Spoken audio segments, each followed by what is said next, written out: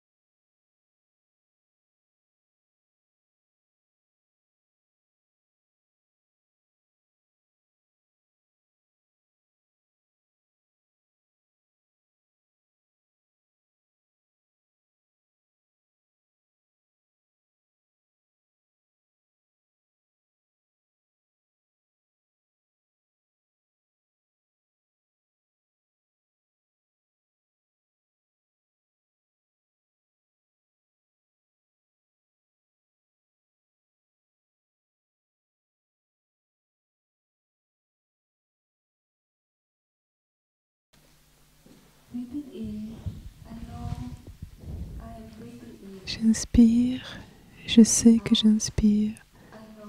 J'expire, je sais que j'expire. J'inspire, j'expire.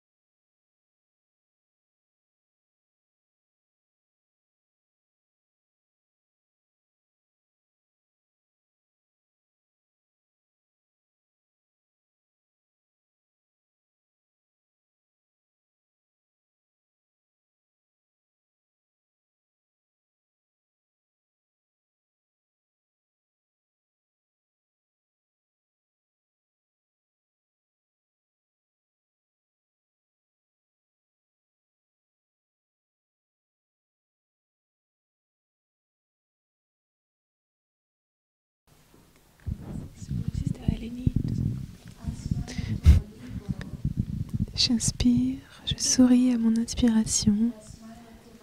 J'expire, je souris à mon expiration. Inspiration, expiration.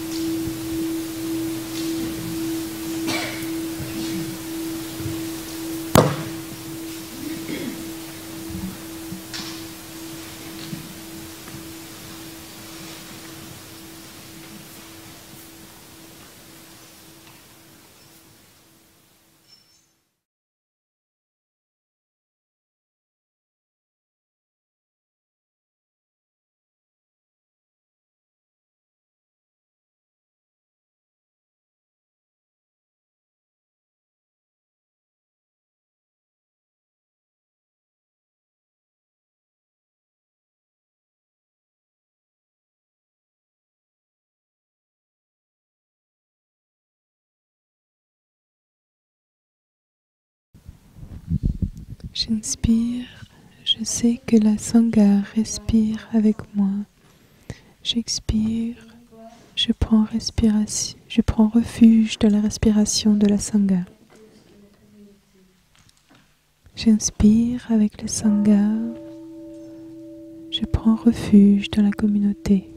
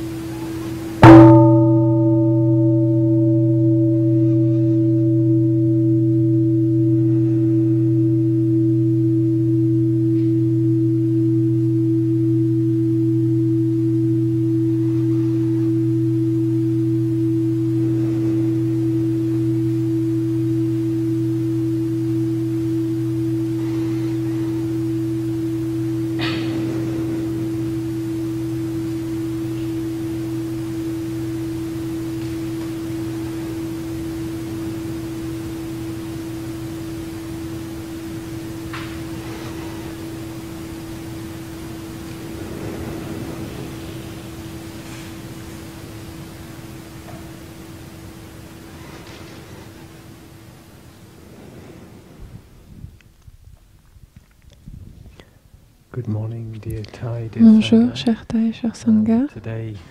Aujourd'hui, c'est le dimanche 4 octobre et on est à Mudjuba, dans l'Assemblée des étoiles.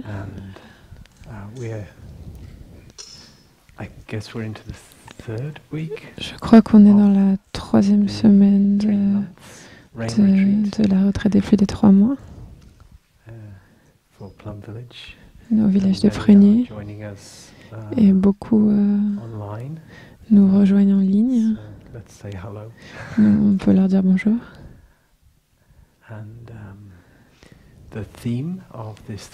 Et le thème de cette retraite des pluies, c'est la non-discrimination.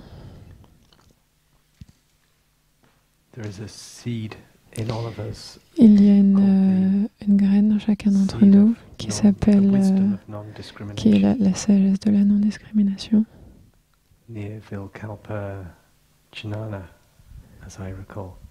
Kopchinala. Cette graine est dans chacun d'entre nous. Et quand on a chanté la chanson « Nous sommes tous les feuilles d'un même arbre », ça vient vraiment naturellement. C'est naturel de dire ça. C'est une chanson qui est une chanson du bonheur, de non-discrimination. Quand on peut voir notre nature de l'intérieur, nous voyons que nous sommes, qu'ensemble nous sommes un, et on peut célébrer bien sûr la diversité aussi. Donc ça serait un peu ennuyeux si on était tous pareils. C'est tellement une expérience riche de pouvoir vivre dans une sangha dans laquelle les personnes viennent de pays différents.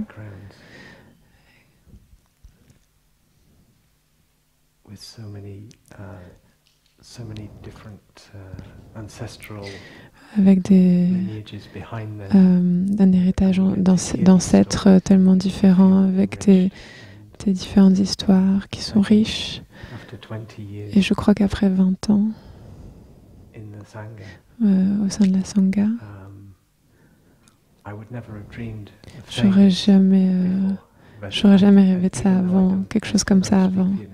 Même si je ne pouvais pas parler vietnamien, je pourrais dire que je suis en partie vietnamien maintenant. Parce que j'ai été avec vous depuis que je suis arrivée, et j'ai pu connaître certains d'entre vous, et j'ai été dans votre pays, et j'ai mangé vos plats délicieux. Et ça sera un exemple qu'on amène avec nous, les histoires qu'on amène avec nous. Vous pouvez aussi avoir une histoire, l'histoire de qui est Frère Phaplai. Mais je suis beaucoup plus que juste cette histoire que vous racontez. Et c'est pareil pour tout le monde.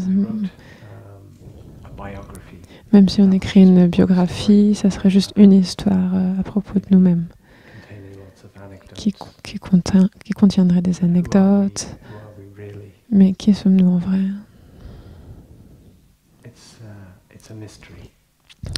C'est un mystère. C'est un voyage à découvrir et qui change toujours. Et on prend aussi en route des nouvelles histoires. Et en espérant qu'on grandisse en compréhension, en particulier dans notre amour, que nos cœurs grandissent aussi, évoluent.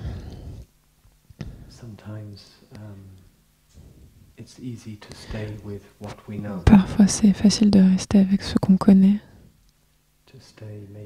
de rester peut-être avec les personnes avec qui on se sent bien. On sent qu'on a des affinités avec eux.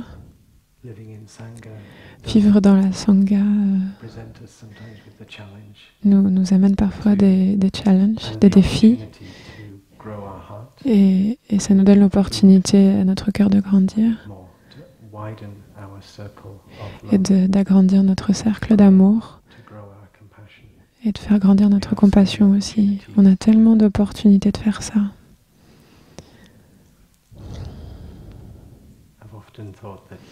Je pensais souvent que si j'avais été mariée avec une famille, ça aurait été plus limité. Les possibilités de découvrir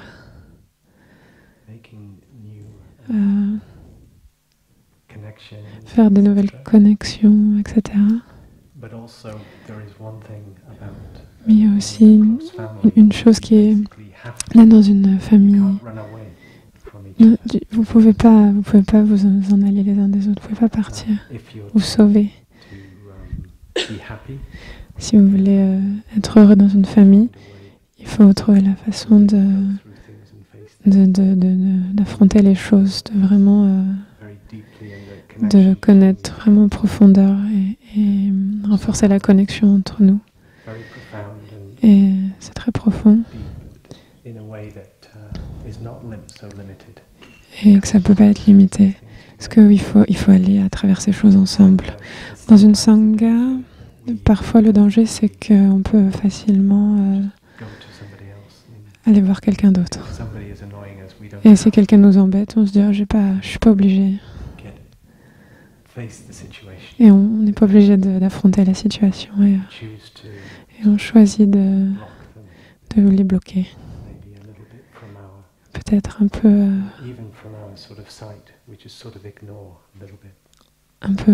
de notre ignorance où on ne veut pas les voir. Et ça peut arriver. Et on devrait être conscient quand on le fait ça et faire attention.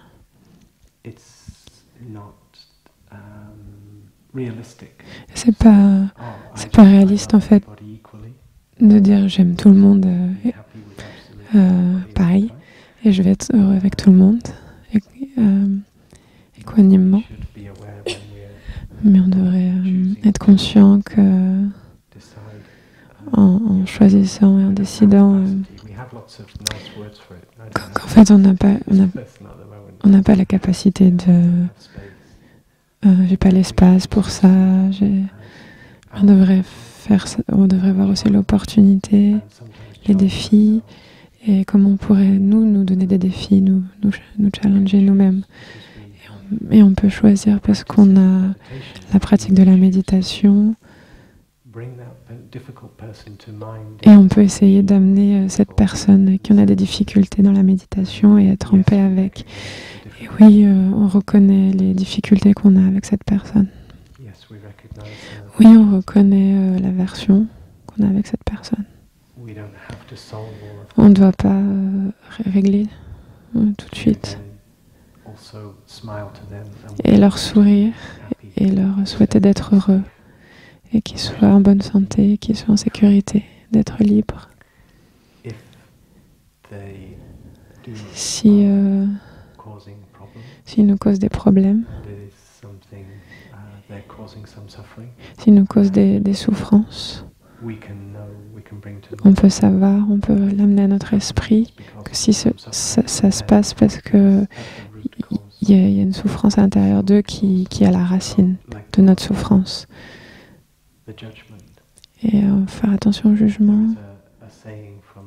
Et il y a quelque chose qu'on dit que les Indiens disent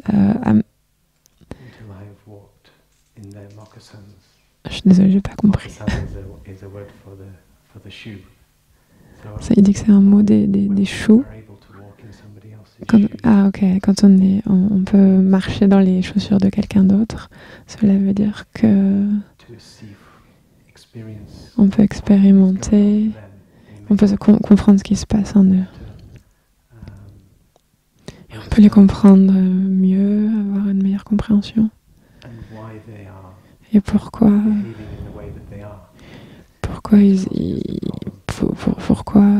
ils nous causent ce problème en fait. Et les difficultés, et on peut lâcher prise parce qu'on comprend, ah d'accord, je comprends pourquoi tu te comportes comme ça. Cela est parce que cela est. Vous avez tu as cette sensibilité-là. Je sais moi-même que j'ai une sorte d'irritation contre un frère, avec un frère.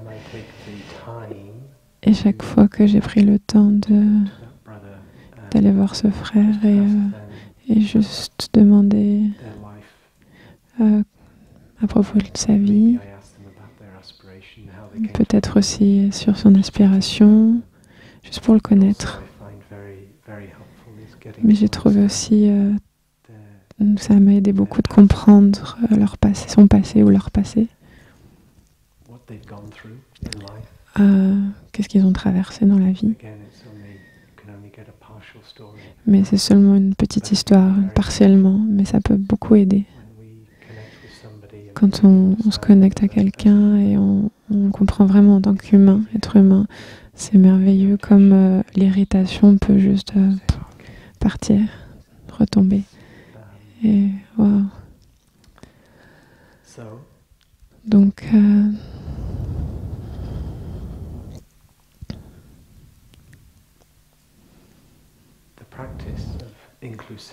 la pratique de l'inclusivité dans la Sangha,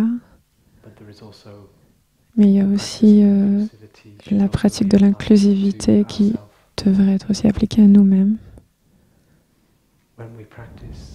Quand on pratique la méditation de la pleine conscience, la respiration consciente, être conscient de la respiration et la ramener au corps, on a la chance d'être en contact avec notre corps et savoir ce qui se passe. S'il y a par exemple une émotion d'inconfort et on est conscient de ça et on sourit à cette émotion et on se dit peut-être il y a peut-être une douleur ou une blessure. On reconnaît et qu'avec notre respiration relaxe, mais on la garde, on ne l'envoie pas ailleurs, cette douleur, cette émotion, et on peut y sourire et on peut lui dire tu as le droit d'être là.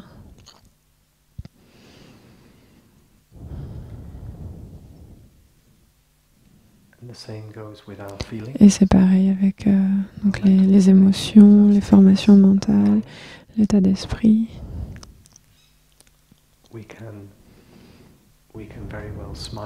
On peut aussi vraiment sourire à ce qui est là.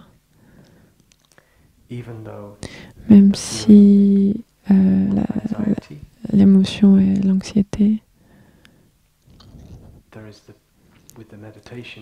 avec la méditation, on peut aussi se connecter à notre nature de Bouddha, qui est notre compassion, stabilité, notre calme, et offrir cela, cette énergie, d'être là avec ce qui est, avec l'anxiété. Donc s'établir dans la conscience de la respiration, la pleine conscience du corps. On cultive notre énergie de nature de Bouddha, la stabilité, la paix, l'espace, et on peut offrir ça à ce qui est. Si on est agité, si on n'est pas en paix.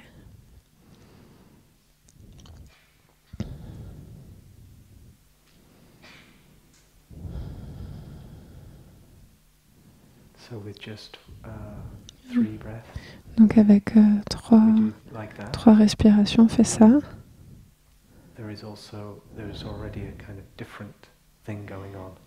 Il y aura déjà quelque chose de différent. Donc on sait que c'est la pratique de prendre soin des émotions. Et on peut aussi l'appeler l'acceptance radicale. Quand on accepte vraiment comme les choses sont dans ce moment présent. On n'essaye pas de changer ce qui est. Ce qui est là, on le reconnaît et on dit ok, c'est ça qui est là. Et on peut lui donner un nom. Ça peut aider à donner un nom. Ah, c'est l'anxiété. Ah, ça, c'est l'agitation. Ou de l'avidité, irritation.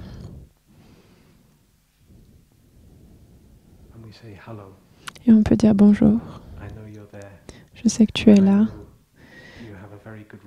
Et je sais que tu as une vraiment bonne raison d'être là. J'ai pas tout compris, mais pourquoi tu es là, mais il y a une raison pour laquelle tu es là et ça va.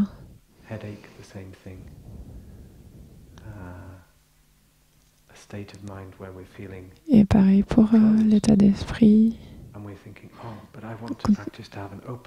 Quand on sent l'esprit fermé, mais je veux pratiquer l'ouverture d'esprit, mais reconnaître, ok, je suis dans un état d'esprit fermé, mais on va reconnaître ça et voilà, c'est là et on ne se bat pas contre ça, on l'autorise à être là et on met la conscience dans cet état.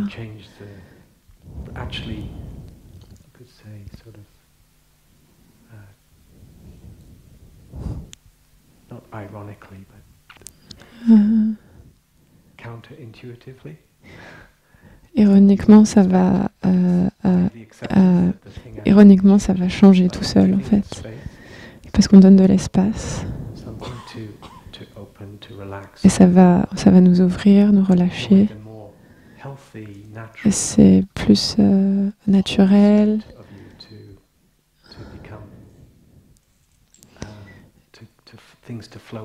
Et ça nous autorise aux choses à couler naturellement. Ça reste pas statique quand on pratique.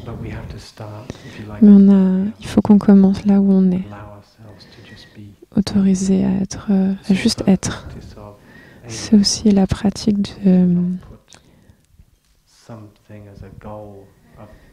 sans avoir de but en fait devant nous, mais juste reconnaître comment on se sent maintenant et sourire à cela. Accepter, avoir de la gratitude aussi, parce qu'il y a beaucoup de choses qui vont bien aussi. Et juste capable de pouvoir être assis ici, respirer et d'être conscient de notre état mental, c'est déjà une condition de bonheur. Donc ça, c'est aussi connecté avec notre pratique de la porte de la libération qui s'appelle le non-but, non-poursuite.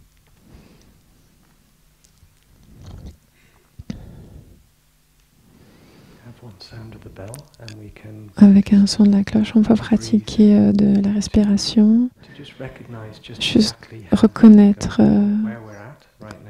où on en est maintenant. Maintenant, si vous pouvez nommer juste une ou deux choses qui sont là pour vous, et sourire et voir, oui, voilà, c'est ça en ce moment qui se passe. Avoir la curiosité. Où est-ce que cet enseignement de Frère Faplay va aller là? On espère qu'il va finir d'ici moins d'une heure. Ou peut-être vous dites, je suis un peu pas très confortable parce que je ne sais pas, qu'est-ce que vous voyez? Juste regardez, relâchez-vous et restez en ça, restez avec ça.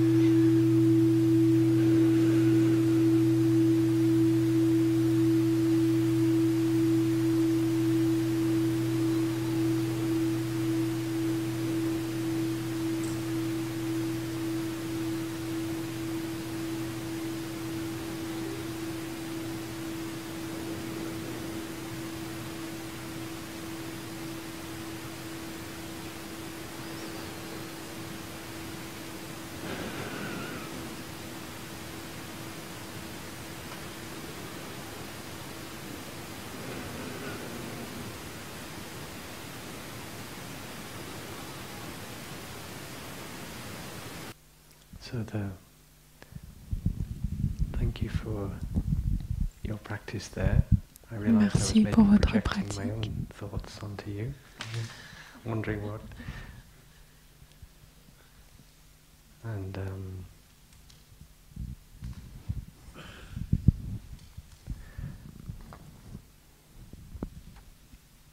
the seed of inclusivity, of non-discrimination, Donc on a tous en nous une graine d'inclusivité, de non-discrimination, it's innate in all of us. qui est aussi innée And it en chacun de nous. Also, as I've been sharing, not excluding. Et ça veut dire qu'on a la capacité de ne pas exclure. C'est l'inclusivité. L'inclusivité, c'est la non-exclusion.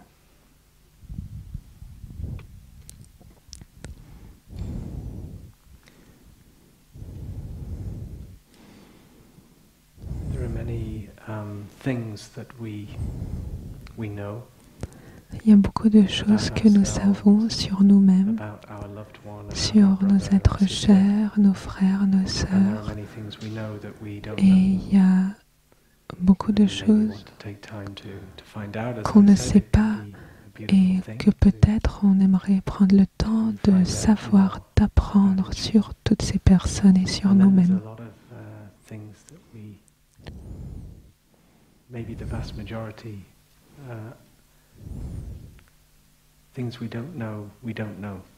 Et il y a aussi des choses qu'on ne sait pas, mais on ne sait pas qu'on ne sait pas ces choses. C'est-à-dire il y a des choses qu'on ne sait pas, mais on sait qu'on ne les sait pas. Et il y a d'autres choses, on ne sait même pas qu'on ne les sait pas.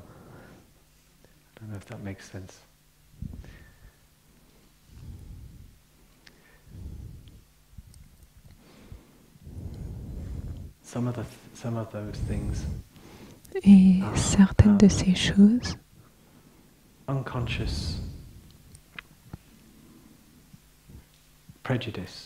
ce sont des préjugés inconscients.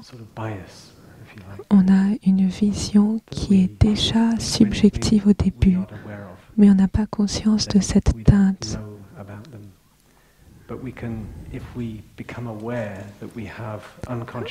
Mais si on devient conscient qu'on a déjà une subjectivité inconsciente dans notre regard, ça va nous aider dans la pratique de nous demander « Est-ce que je suis sûr ?»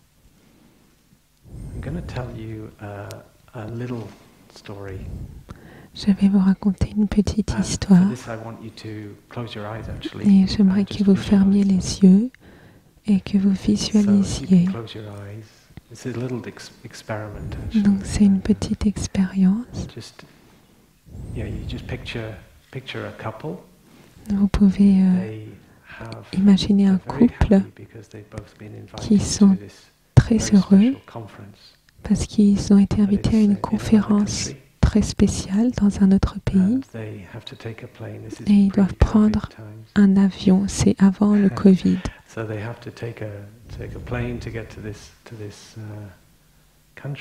Donc ils prennent l'avion et dans l'avion,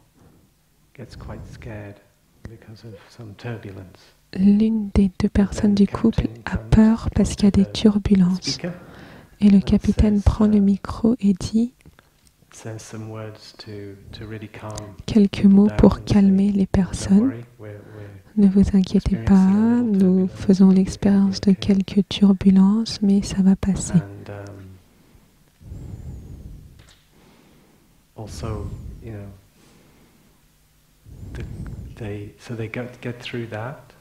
Et donc après, le couple arrive à la conférence. Et la tête de la conférence, la personne qui est à la tête de cette conférence, commence par un discours très fort et très ouvert. Et à la fin de ce discours,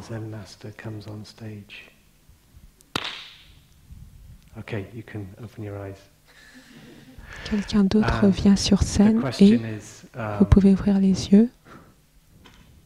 Et la question c'est, avec le couple, Est-ce que vous avez vu un homme et une femme? Yeah, it could have been. Oui, mais ça aurait pu être deux hommes ou deux femmes. Il y a aussi des couples comme ça. Donc en fait, vous avez fait vous avez assumé que c'était un homme et une femme. Et le capitaine, est-ce que d'abord dans le couple, ils étaient assis et il y a eu une turbulence. Et qui était nerveux? Est-ce que c'était l'homme ou la femme? Donc vous avez aussi assumé que c'était soit l'homme, soit la femme. Et le capitaine, est-ce qu'il était blanc? Est-ce qu'il était noir?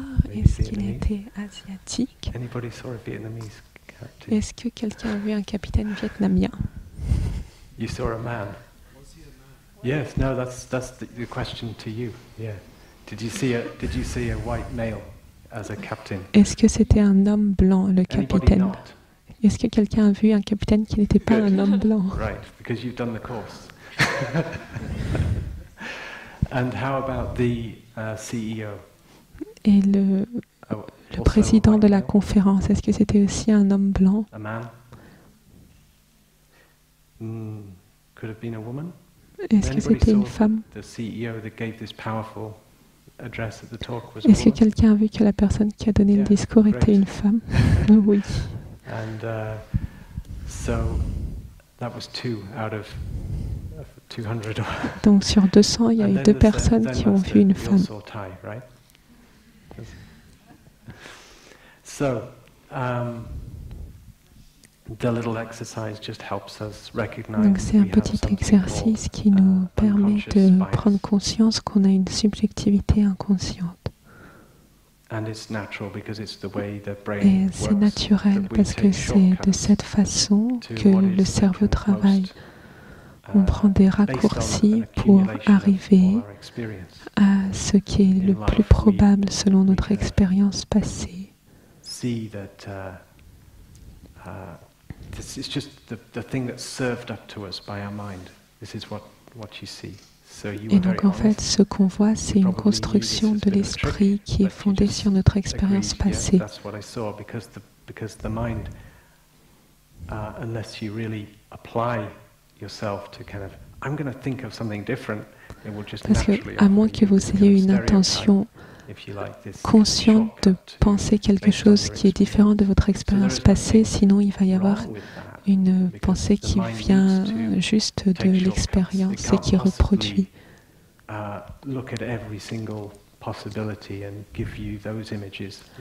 Et donc c'est sûr que l'esprit ne pourrait pas regarder toutes les capacités innombrables en même temps.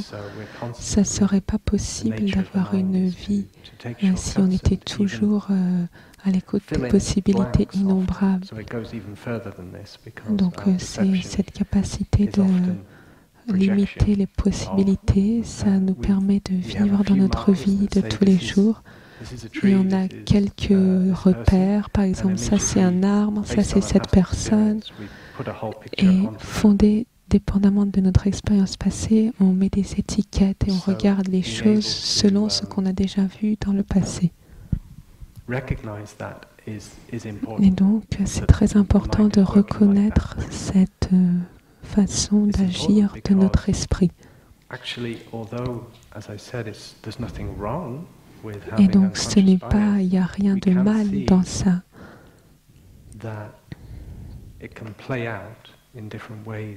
Mais on doit avoir conscience que cette subjectivité inconsciente est à l'œuvre dans notre vie et que c'est elle qui amène à nos préjugés, à nos jugements. C'est quand on juge quelqu'un comme inférieur, par exemple,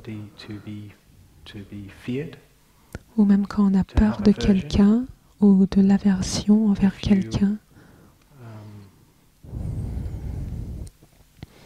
Come from a town where you've never seen,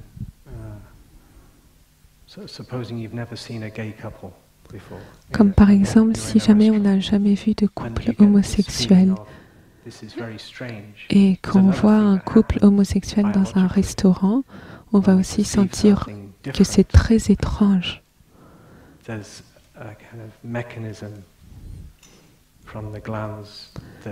Il y a un mécanisme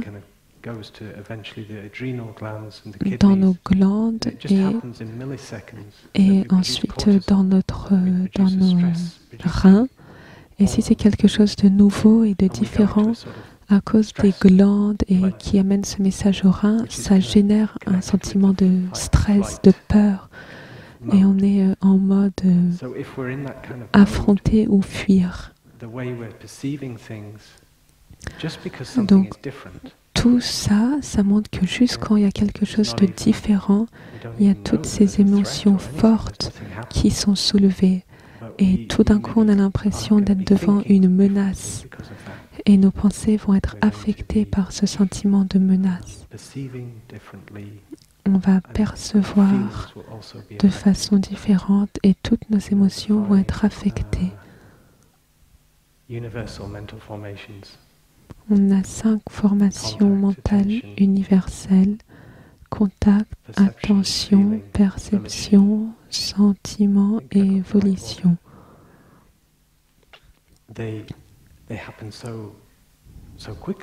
Et ces 5 formations s'enchaînent si rapidement. Donc on ne peut pas. C'est très difficile de voir, ah là c'est le contact, là c'est l'attention, et de voir tout ce qui s'enchaîne. C'est seulement si on a une pratique de la pleine conscience très forte qu'on peut voir tous ces enchaînements.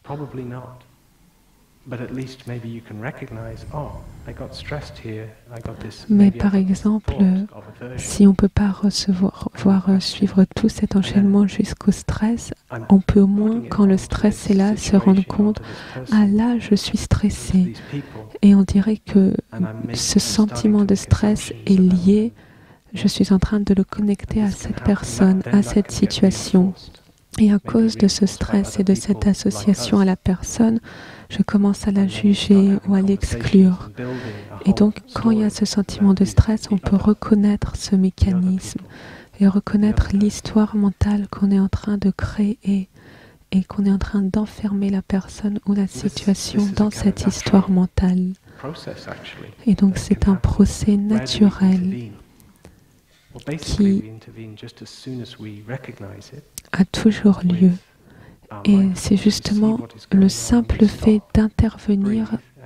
Quand est-ce qu'on intervient en fait dans ce processus? Et en fait, le simple fait de reconnaître ce processus, c'est déjà intervenir. Si on a conscience de ce processus, grâce à notre pleine conscience, c'est déjà une intervention. Et on va peu à peu se rendre compte, par exemple, dans cette interaction, j'ai une sensation de quelque chose de très inconfortable avec cette personne. Et on peut commencer à se poser des questions. Pourquoi?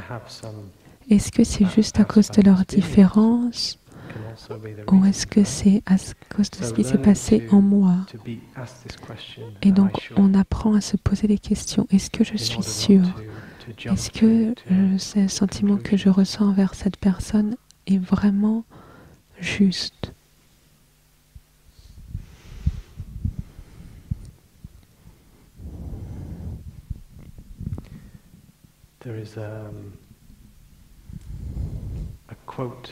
Il y a une citation de Maya Angelou qui est américo-africaine.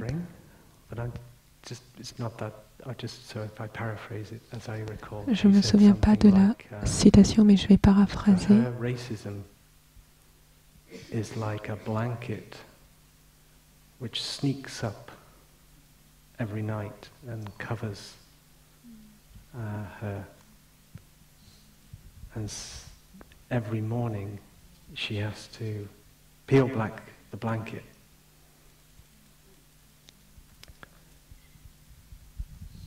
And she's referring to this, all of this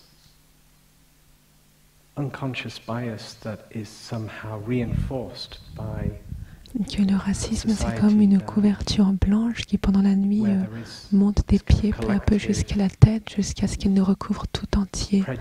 Et le matin, on doit la dérouler jusqu'au bout. Et donc, cette couverture, elle représente le jugement collectif, la préjudice collective dont les Noirs sont victimes dans la société.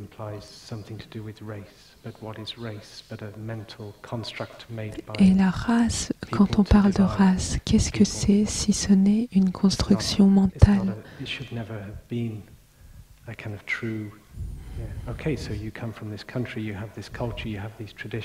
Bien sûr, il y a des pays, chaque pays a une culture, une tradition, mais le terme de race est très dangereux. Et donc, juste en se fondant sur la couleur de notre peau, on est mis dans des boîtes. Et ça amène au racisme.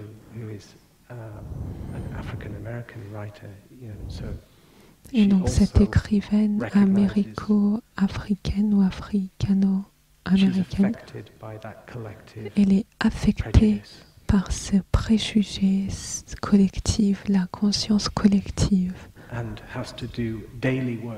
Et chaque jour, elle doit faire un travail conscient pour être consciente de ce qui est en train de se passer, de ce qu'elle reçoit de la conscience collective et de se demander, est-ce que je suis sûre, est-ce que je veux me laisser affecter par ça, est-ce que cette image représente vraiment ce que je suis, et poser ces questions et ne pas les laisser prendre le dessus sur elle, c'est ce qu'elle veut dire par dérouler la couverture tous les matins. Et on revient à ce qu'on est vraiment, à notre potentiel véritable en tant qu'être humain, sans se laisser affecter par les préjugés collectifs.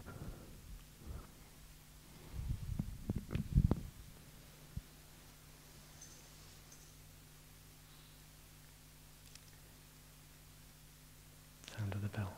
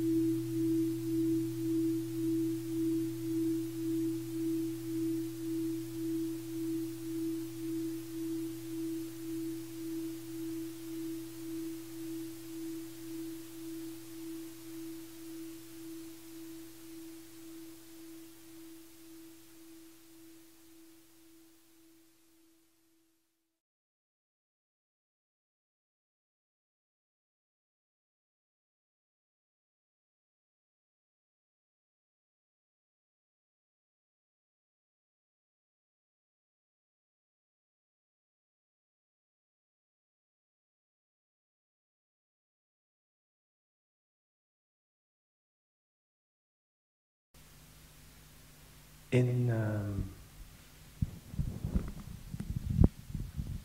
the United States, aux États-Unis, racism and injustice based on this kind of prejudice is very. Le racisme et l'injustice qui est fondée sur ces préjugés sont très clairs. And it's quite devastating. Et c'est quelque chose de dévastateur, le degré à quel point on peut faire l'expérience de cela. Bien sûr, pas seulement aux États-Unis, mais je veux mentionner les États-Unis.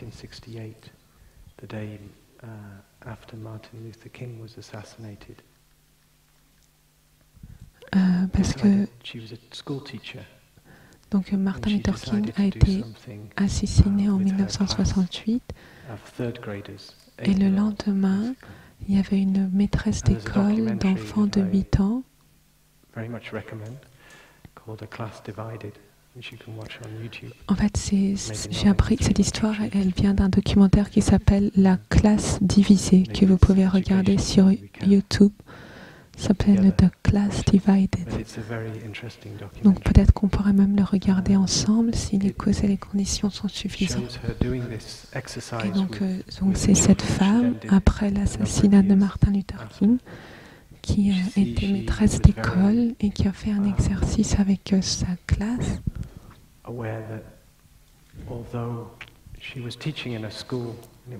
Elle était très consciente qu'elle était dans une école où il y avait beaucoup de familles blanches.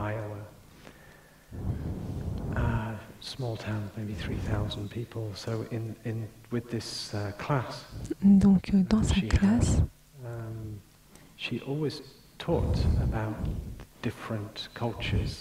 elle enseignait toujours sur les cultures différentes, sur les préjugés, le racisme et l'importance de se voir comme frères et sœurs.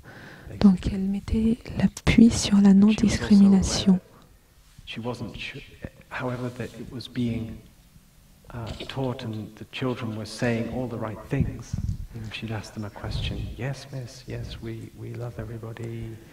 Et donc quand elle posait des questions aux enfants, ils répondaient toujours oui, oui, on aime tout le monde, on ne discrimine pas, on aime les marrons, les blancs, les noirs, les jaunes, tout est pareil.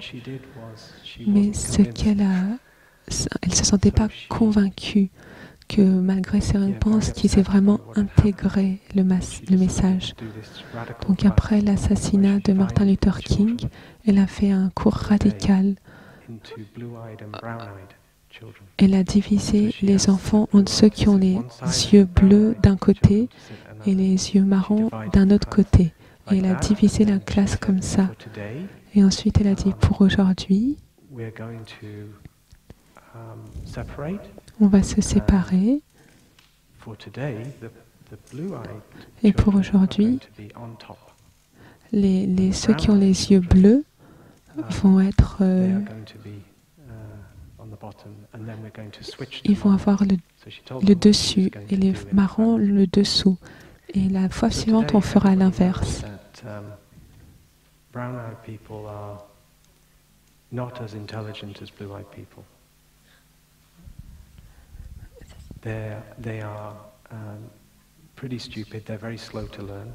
Et donc la maîtresse disait donc que tout le monde sait que ceux qui ont les yeux bleus sont très intelligents et ceux qui ont les yeux marrons sont très stupides et ils ne savent rien apprendre. On peut les entraîner, mais ça prend beaucoup plus de temps.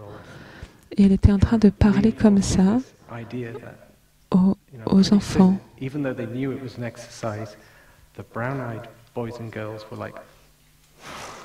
Et tous ceux qui avaient les yeux marrons leur visage était très en colère, et tous ceux qui avaient les yeux bleus avaient l'air très heureux et très fiers. Et il y en a qui avaient le regard un peu confus. Et puis, juste après un seul jour comme ça, il y avait une vraie division qui a eu lieu. Et il y en a même qui se saisissaient de leurs yeux bleus pour agir envers rois et tyrans, envers ceux qui avaient les yeux marrons. Mais il y en avait d'autres aussi qui restaient un peu normaux.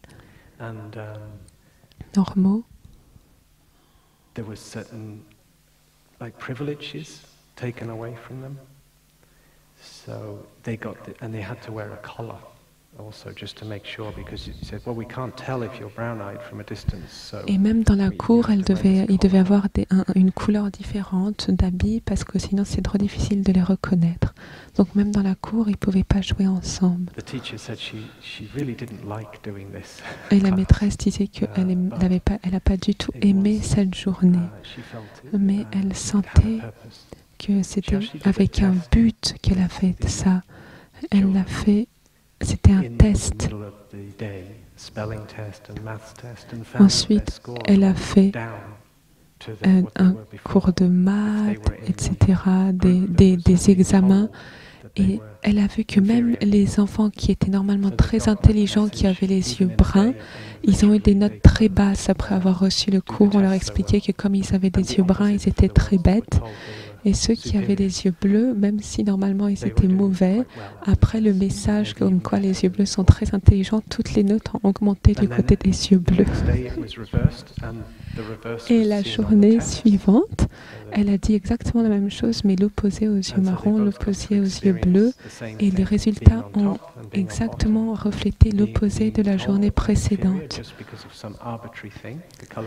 Et donc ça montre que juste après avoir été, on leur a juste dit qu'ils sont intelligents ou bêtes à cause d'un facteur aléatoire comme la couleur de leurs yeux, ils ont vraiment pris ça et ça a affecté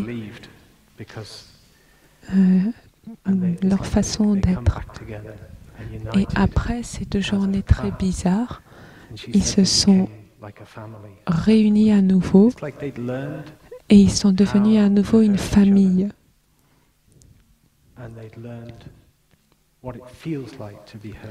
Et la professeure a dit que c'était grâce à ces 2 journées qu'il y a eu une union très forte qui s'est créée après, parce que chaque enfant avait fait l'expérience de la souffrance due au racisme ou aux préjugés. Et donc après ces 2 journées, ils étaient très proches et ils s'aimaient comme une famille.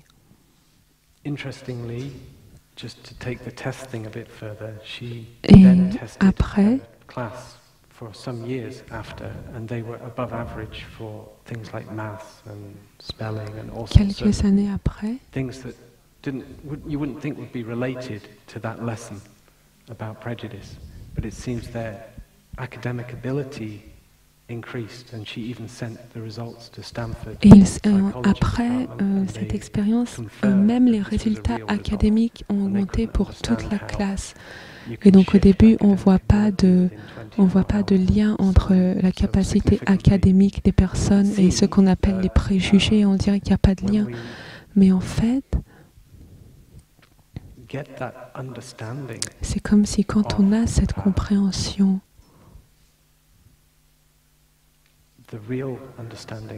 cette vraie compréhension de la souffrance qu'on ressent quand on est discriminé, et la vision profonde de la non-discrimination, comme quand c'est à un niveau plus profond que juste intellectuel, ça ouvre quelque chose dans le cœur et dans l'esprit, et ça explique cette augmentation de l'intelligence. Ça, c'est un facteur, et aussi à cause de l'union qui avait eu lieu dans la classe comme une famille. Donc ces 2 facteurs ont expliqué l'augmentation académique de la classe aussi, l'amélioration des résultats. Et 18 ans après, ces enfants de cette classe se sont réunis.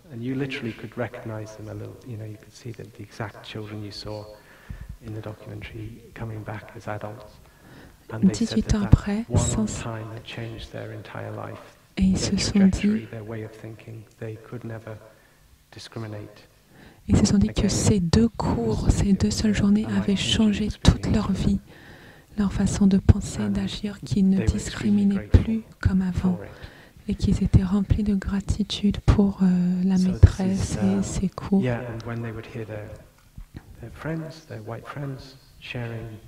Prejudice, racist remarks, they would feel very uncomfortable, and they would also make a stand, say something. Et ceux qui avaient des amis blancs qui avaient un discours raciste se sentaient aussi très inconfortables, et ils s'ignoraient ou ils n'allaient jamais dans cette direction.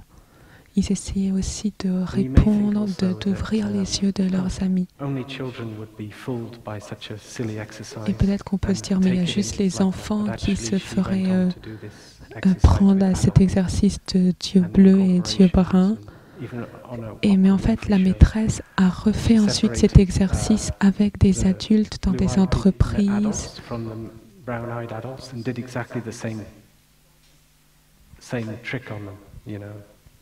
Speaking to them, the blue-eyed people, in a negative way, you're like this, you are. Et donc avec les adultes, elle a fait la même chose, avec le même discours aux yeux bleus, aux yeux marrons. Et elle a fait une expérience avec un groupe que quand elle s'est mise à parler avec les personnes des yeux bleus en leur disant qu'ils étaient inférieurs à côté des yeux bruns, il y a eu tellement de colère.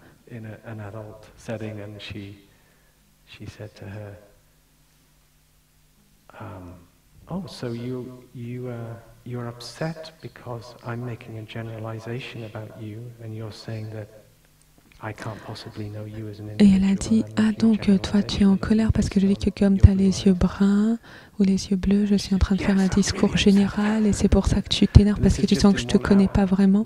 Il a commencé à crier, à dire, ouais, je suis hyper en colère. Et juste après 1 heure,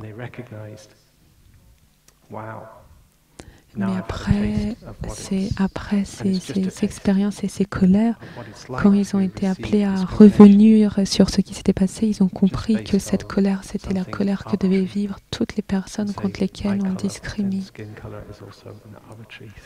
Parce que la couleur des yeux, c'est aussi la couleur de la peau et tout le racisme qu'il y a autour de cette question.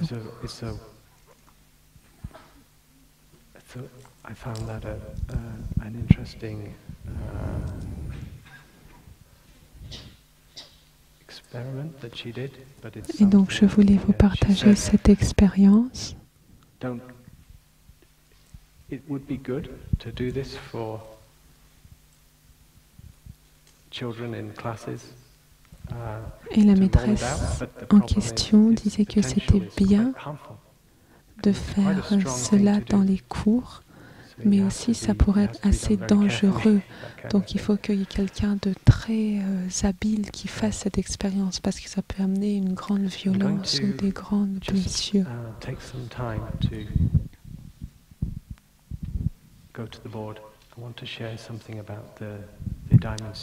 Maintenant, je vais partager un peu à propos du Sutra du Diamant.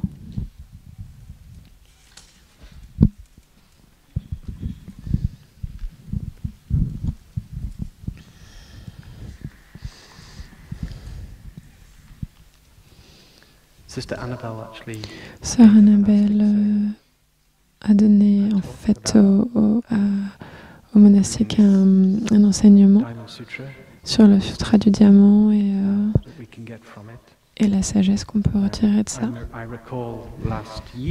Je me rappelle l'année dernière, le thème de la retraite des 3 mois, c'était la terre-mère, protéger et prendre refuge dans la terre-mère. Et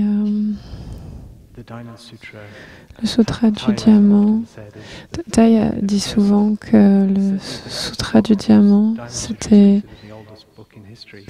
sûrement, alors, parce que c'était le livre les plus anciens, l'un des premiers livres sur l'écologie profonde, et un enseignement très profond sur la non-discrimination et comment pratiquer la non-discrimination, comment comprendre, avoir la compréhension de cette non-discrimination.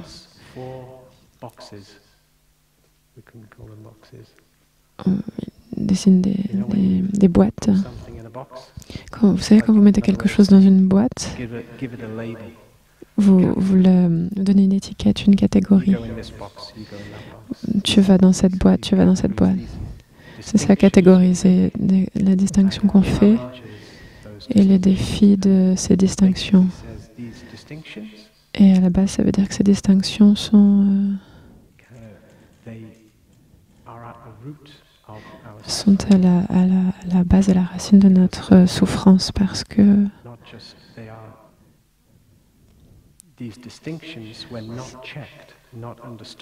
c'est pas seulement parce que ces distinctions n'étaient pas comprises parce qu'elles sont et qu'elles causent de la souffrance, mais aussi parce que elles sont des discriminations. Donc la première boîte, c'est le soi, personne. La deuxième boîte, c'est humain, les êtres humains. Donc la première, c'est pour dire que dans notre esprit, on pense à nous-mêmes en tant que soi. On pense qu'on est séparé des autres soi. On est juste ça. Je suis ça, je suis ce soi. Je suis séparé de toi. Ensuite, on va aux êtres humains. Ce qui va avec ça, on dit aussi je suis un être humain. Je suis séparé des autres êtres vivants, qui est en fait la prochaine catégorie. Les êtres vivants. Tous les êtres vivants. Ensuite, on pense que les êtres vivants sont distincts des non-êtres vivants. Les minéraux, par exemple. Vous avez les êtres vivants et ensuite vous avez les minéraux.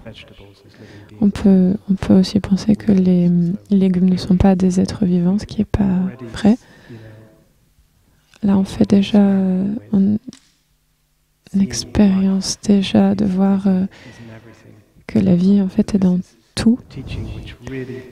Et ça, c'est un enseignement qui montre cette distinction. On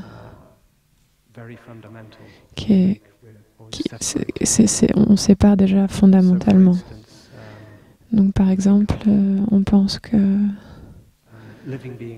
les êtres vivants sont séparés de la Terre-Mère et on pense que la Terre-Mère, c'est juste une plateforme sur laquelle on existe. Et on ne voit pas toute l'interaction. Et la dernière, c'est la durée de vie.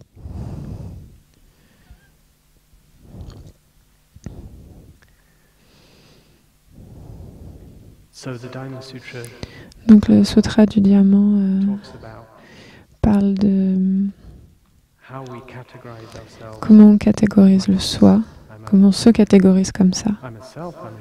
Je suis un soi, je suis un être humain, j'ai une durée de vie. Et on discrimine entre soi-même et les autres êtres vivants et les autres, les êtres humains.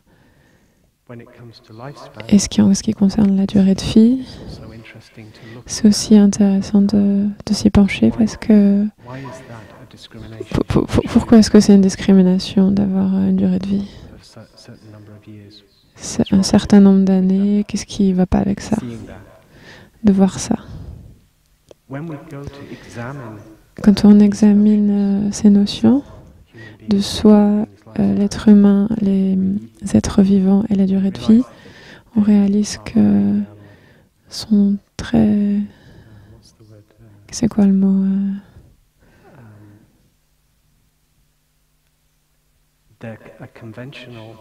Ils sont conventionnels, des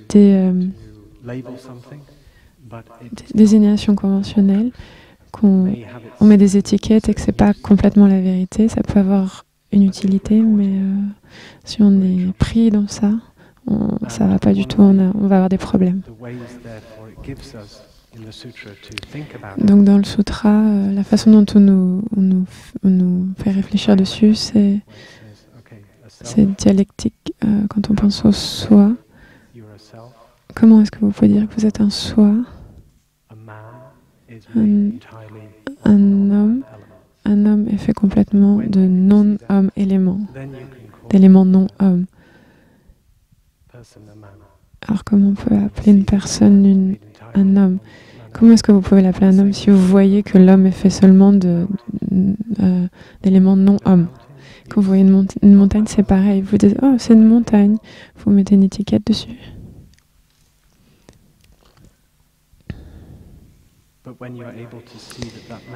Mais quand vous pouvez voir que cette montagne est faite seulement d'éléments non-montagnes, il y a l'eau, il y a les pierres, il y a l'air, la terre. C'est fait de... ça vient de la terre. Si vous regardez dans la géologie, vous pouvez voir que physiquement, cette montagne... c'est fait seulement d'éléments non-montagnes. Alors on dit, c'est l'élément montagne, mais alors en fait c'est fait seulement d'éléments non-montagnes. Et c'est pareil avec nous, les gens, les personnes, bien sûr. Et c'est à ce moment-là que la dialectique, donc je peux dire que c'est une montagne. Parce que je vois que non, je ne vais pas utiliser ça en fait. Parce que je vois la montagne, que la montagne n'est pas une montagne. Je peux dire que c'est une montagne. C'est un peu la dialectique intelligente dans le Sutra du Diamant. Regarder les choses. Donc quand on met une étiquette sur quelque chose et on pense qu'on sait ce que c'est, il faut toujours se questionner, est-ce que j'en suis sûr, et regarder plus en profondeur. Et en fait, après, on va aller dans un voyage. Ah non, en fait, ces choses ne sont pas vraiment ces choses-là. Et après, on peut, si on a compris, on peut redonner le nom, si on veut.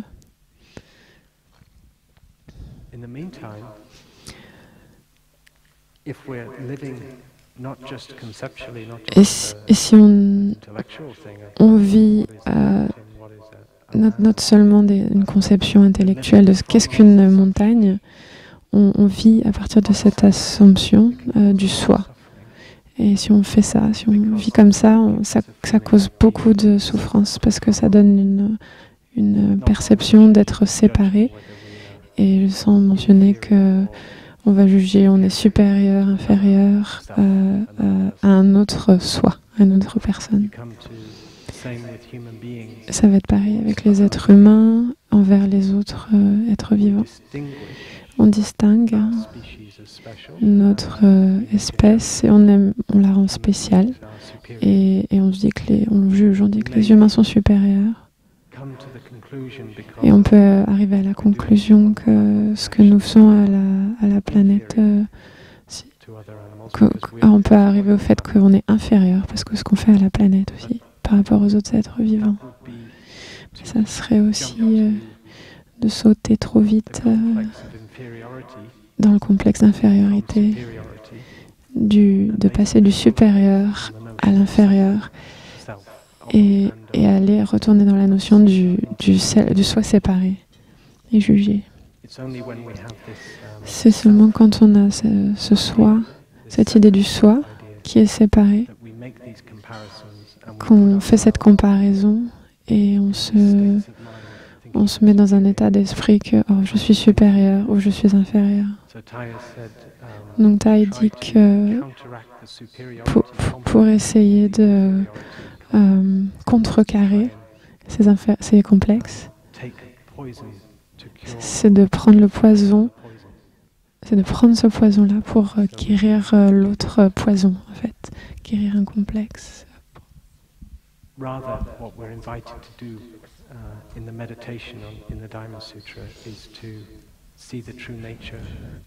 Voir la vraie nature, c'est voir la nature de l'interêtre et qu'ils se contiennent les uns les autres et que ces distinctions les uns les autres, qu'elles ont un but conventionnel et ces distinctions ne nous aident en fait pas à être en contact avec la réalité telle qu'elle est. Et se connecter avec la vie et être en harmonie.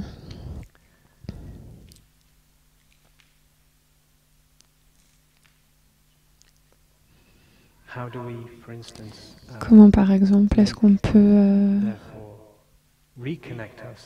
se reconnecter avec les autres êtres vivants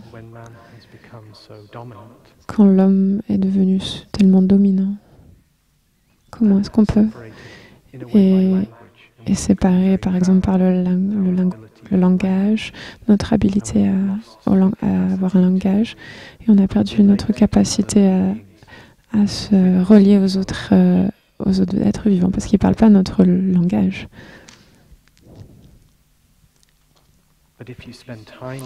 Mais si vous passez du temps dans la nature, avec des animaux, vous allez peut-être apprendre leur langage. Ce n'est pas un langage verbal, mais le langage des arbres, par exemple. vous accordez et vous êtes en contact avec cette communication, il y en a une. Et vous devenez un peu plus humble et vous ouvrez une chaîne, en fait. Vous connectez à cette chaîne de communication. Et ça, c'est plus en rapport avec pas à prendre un langage, mais en fait le laisser, le lâcher. Et de ne pas se dire qu'il n'y a pas de communication, mais au contraire s'ouvrir à l'écoute.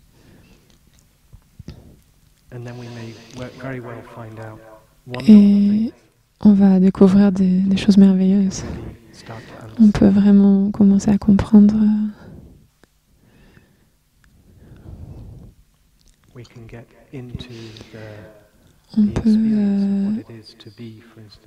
On peut, par exemple, comprendre l'expérience de ce que c'est d'être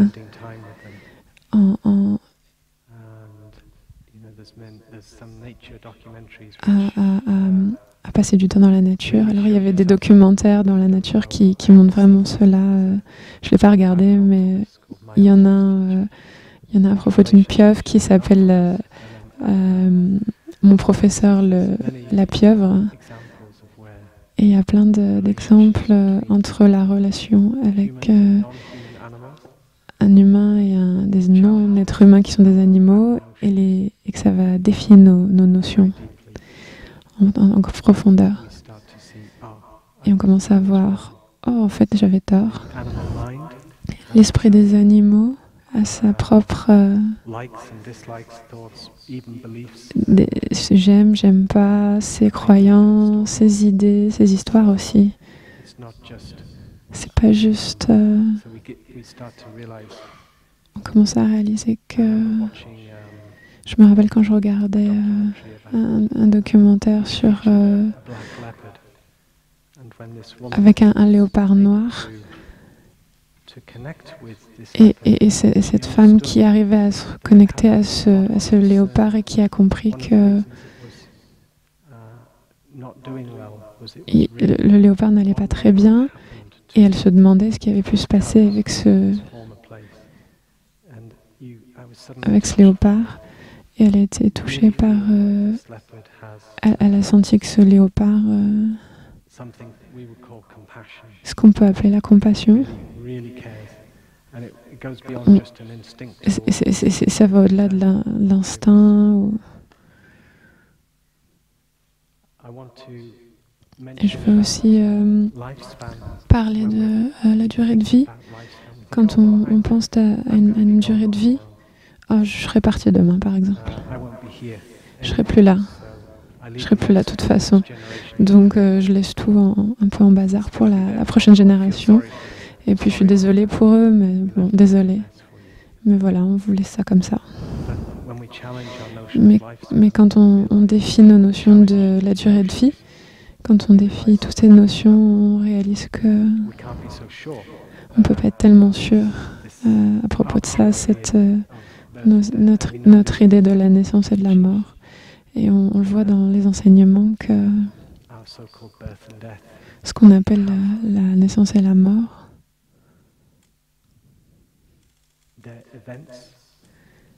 c'est des événements dans la vie, mais ils ne marquent pas l'ultime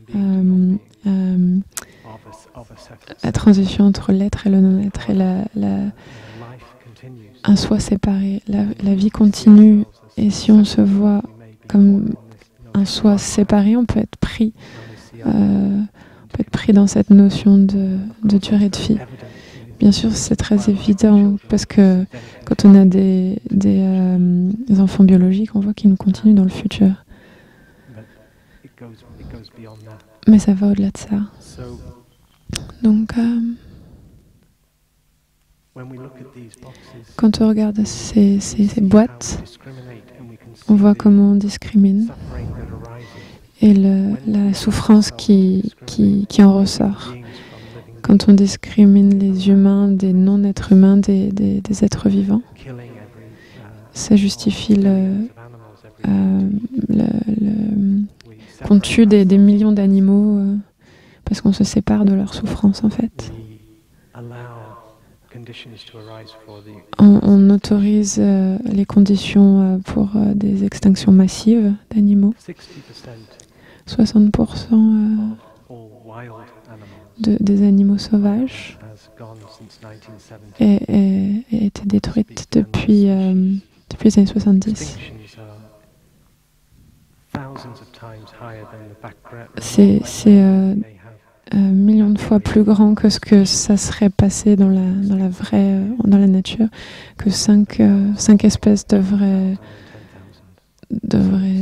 s'éteindre chaque année. Mais là, il y en a des milliers et des milliers. Donc c'est parce qu'on a autorisé ces distinctions. Et d'une façon, on s'est créé cette zone de confort. Et on a exclu... c'est la même chose pour la terre-mère, en fait. On a arrêté de regarder. On a arrêté l'eau, l'air, et quelque chose qu'on pourrait juste exploiter. Et on ne voit pas cette relation, cette interconnexion avec la vie. Et pour comprendre ce sutra nous enseigne la non-discrimination. C'est un sutra vraiment merveilleux pour ça. Et entre ces deux boîtes, on a beaucoup de petites boîtes. Donc j'ai déjà parlé, donc j'ai déjà partagé en ce qui concerne comment on distingue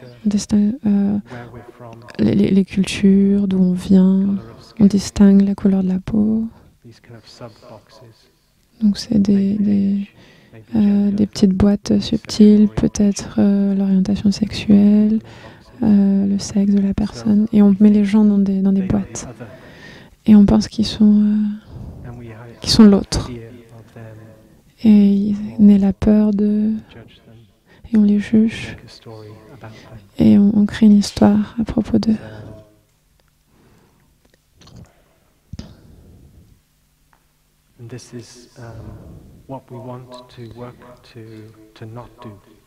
En fait, c'est ce qu'on veut. On veut travailler à ne pas faire.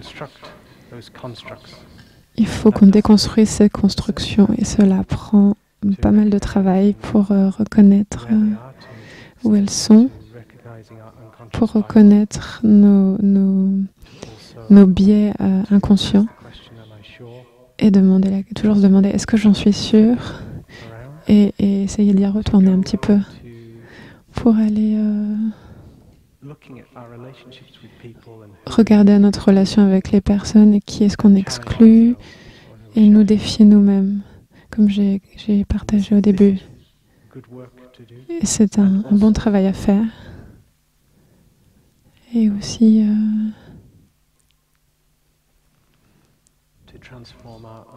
de transformer notre propre souffrance pour regarder ce qui nous arrive, ce qui se passe avec nous.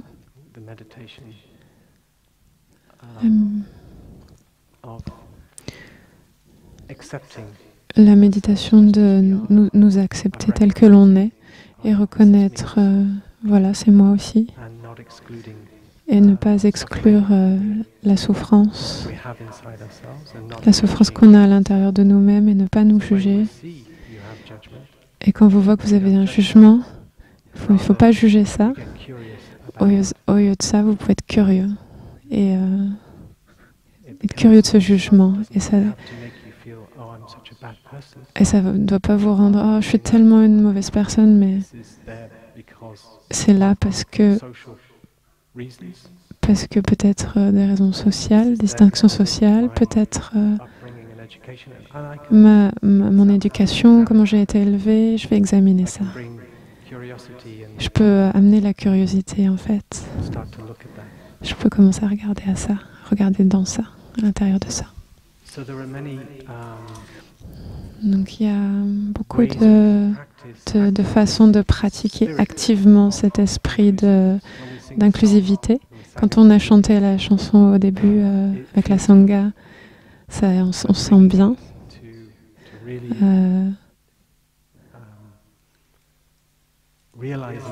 Pour vraiment réaliser que dans notre vie quotidienne a besoin de travail. Et c'est un bon travail de faire ça. Transformer notre propre souffrance, ça va transformer notre souffrance et aussi d'avoir beaucoup plus d'espace les uns les autres et défier pour agrandir notre cercle d'amour, l'étendre. Je vais finir en lisant le deuxième enseignement, la pleine conscience. I feel it speaks to something of our time, and I'm recalling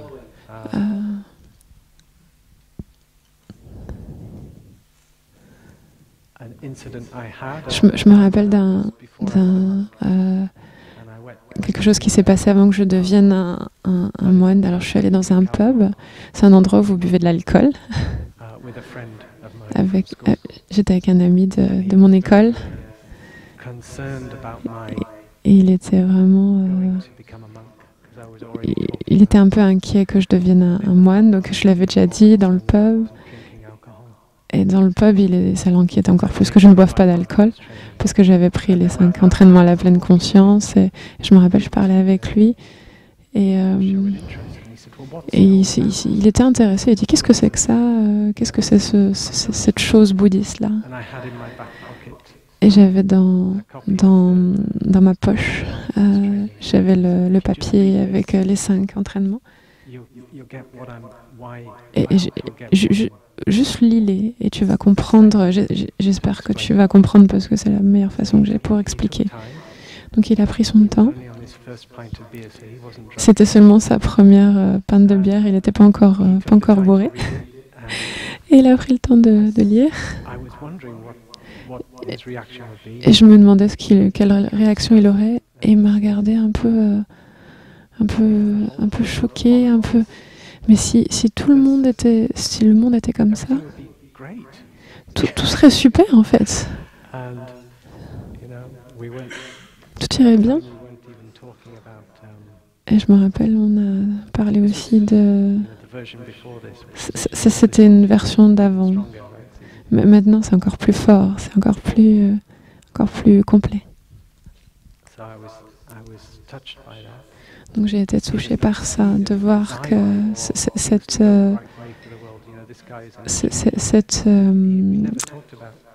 il voulait vraiment, il avait cette graine que le monde aille bien. C'était un ingénieur, il n'avait jamais parlé de ça vraiment, mais j'ai vu qu'il avait cette graine qui voulait que les choses aillent bien. Et c'est ce qui est ressorti de lui. Et je suis consciente aussi que quand on pense que les choses qui vont pas bien, le nombre de préjudices qui ont l'air d'augmenter, les médias sociaux par exemple, depuis quelques années ça nous divide, ça crée des bulles de plus de discrimination. Parfois les gens sont essayent cyniquement de nourrir le feu de la discrimination et de la haine.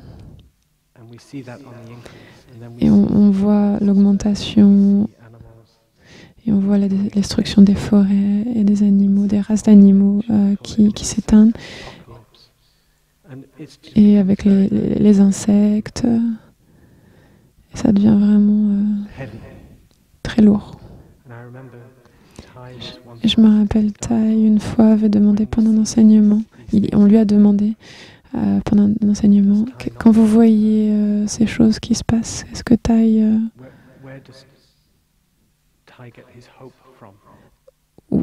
où Thay arrive à trouver l'espoir quand il voit tout ça? Et Thay a dit simplement, quand il voit plein de gens dans une retraite qui s'engagent à la pratique et reçoivent les 5 entraînements à la pleine conscience, il y a de l'espoir.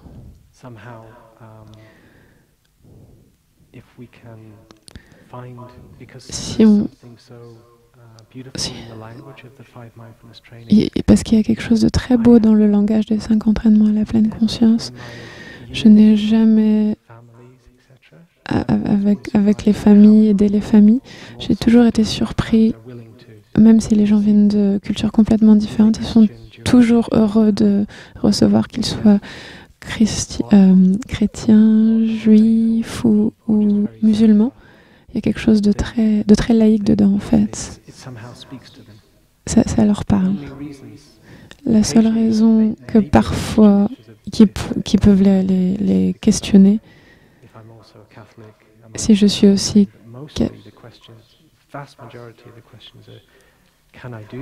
La plupart des questions sont je peux pas le faire parce que je dois entrer en action. Ça, c'est la plupart du temps les gens qui veulent pas les prendre. Parce qu'il faut que ça devienne un réel engagement. Mais il n'y a pas de questions à propos de la foi, des croyances. Et c'est un cadeau merveilleux qu'on a pour essayer de parler un langage qui ne va pas diviser les gens de ce côté ou de l'autre côté de la barrière. Quelle opinion tu as sur ce sujet, ou si on a ce langage de l'amour et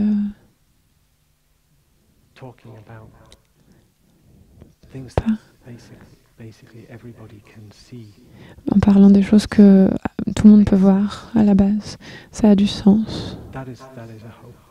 Ça, c'est l'espoir, ça, c'est la sagesse de l'espoir, parce qu'en tant que famille d'humains, on ne peut pas rester comme ça et on voit les problèmes ensemble et c'est difficile de... on vient ensemble, on se réunit pour affronter ces défis. Donc, il y a le deuxième entraînement. Conscient de la souffrance provoquée par le vol, l'oppression, l'exploitation et l'injustice sociale, je suis déterminée à pratiquer la générosité dans mes pensées, dans mes paroles et dans mes actions de la vie quotidienne. Je partagerai mon temps, mon énergie et mes ressources matérielles avec ceux qui en ont besoin. Je m'engage à ne pas m'approprier ce qui ne m'appartient pas. Je m'entraînerai à regarder profondément afin de voir que le bonheur et la souffrance d'autrui sont étroitement liés à mon propre bonheur et à ma propre souffrance. Je comprends que le bonheur véritable est impossible sans compréhension et amour, et que la recherche du bonheur dans l'argent, la renommée, le pouvoir ou le plaisir sensuel engendre beaucoup de souffrance et de désespoir. J'approfondirai ma compréhension du bonheur véritable qui dépend davantage de ma façon de penser que de conditions extérieures. Si je suis capable de m'établir dans le moment présent, je peux vivre heureux ici et maintenant, dans la simplicité, reconnaissant que de nombreuses conditions de bonheur sont déjà disponibles en moi et autour de moi.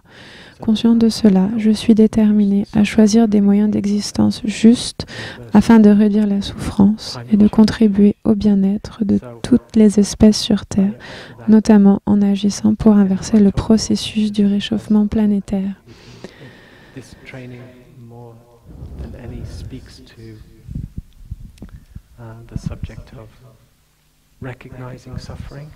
Donc pour moi, ce deuxième entraînement parle beaucoup de cet enseignement, de ce qu'on a dit dans cet enseignement, c'est-à-dire reconnaître la présence de la souffrance et s'engager concrètement avec une nouvelle volition. Et donc, ici, on a une pratique merveilleuse qui s'enracine aussi dans le retour à soi, s'enraciner en soi, s'accepter, reconnaître ce qui est là. Et avec cette paix qu'on peut recevoir quand on accepte ce qui est là, on a de l'énergie pour aussi aider les autres, pour faire ce qu'on peut. Donc merci beaucoup pour votre pratique et votre écoute, et on va écouter 300 de la cloche pour finir.